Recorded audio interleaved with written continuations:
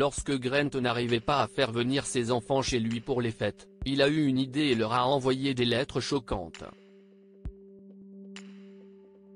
Ils se sont rendus chez lui et ont été surpris de le voir pour une raison précise. « Je suis désolé, papa.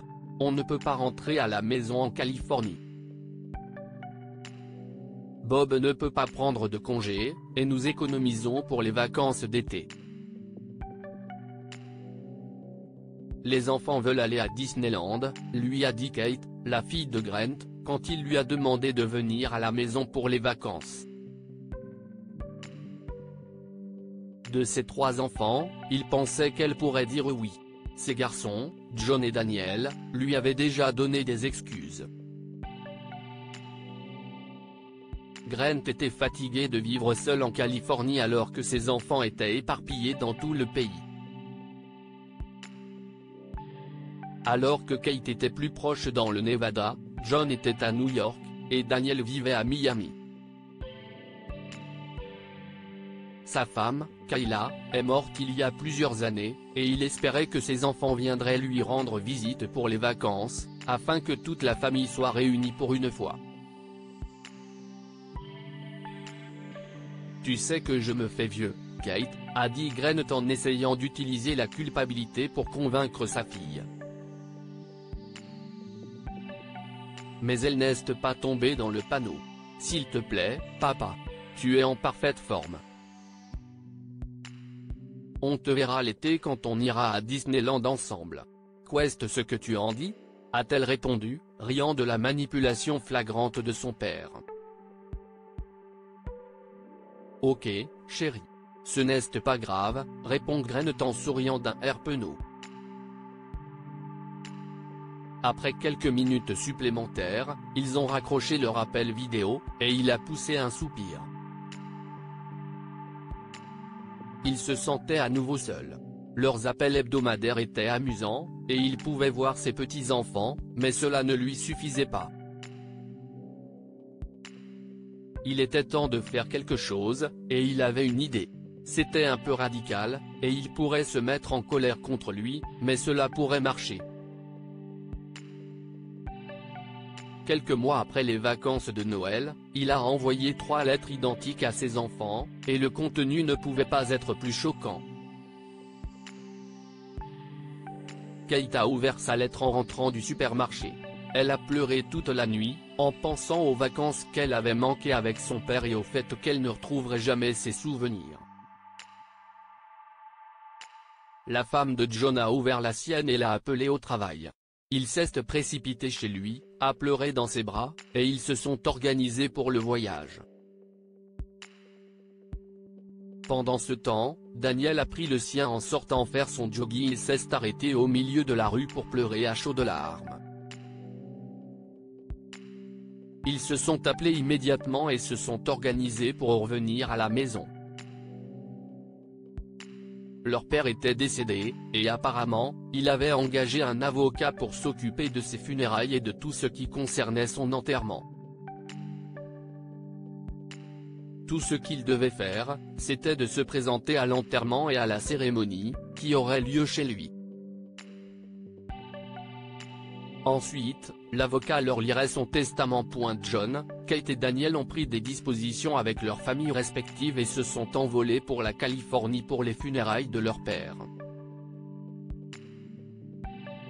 Ils sont arrivés devant la maison en même temps. Où est tout le monde ? Daniel s'est demandé, en boutonnant sa veste de costume et en marchant dans la cour vers la maison de son père. Qu'est-ce ce que tu veux dire par tout le monde ? John a demandé, poussant une poussette sur le chemin puisque lui et sa femme ont dû amener leur nouveau-né. Ses amis. Ses voisins.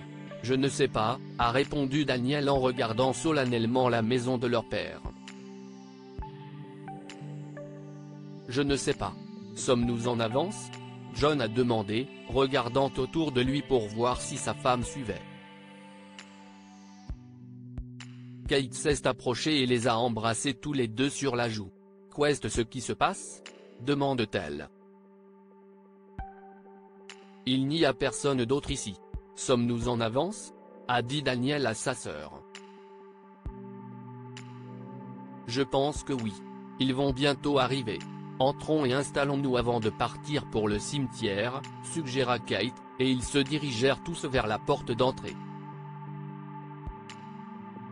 Mais en entrant dans la maison, ils se sont arrêtés net. Il y avait une vaste table rectangulaire au milieu du salon. Il y avait des couverts, des fleurs, tout. Et soudain, Grant est sorti en tenant un plateau avec la plus grosse dinde que l'on puisse imaginer. Papa, Kate, John, et Daniel ont crié en même temps. Bonjour. Entrez.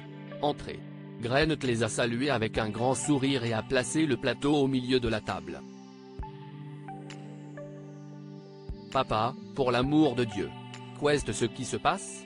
John crie, la colère colorant son ton, tandis que Kate se met à pleurer à côté de son frère.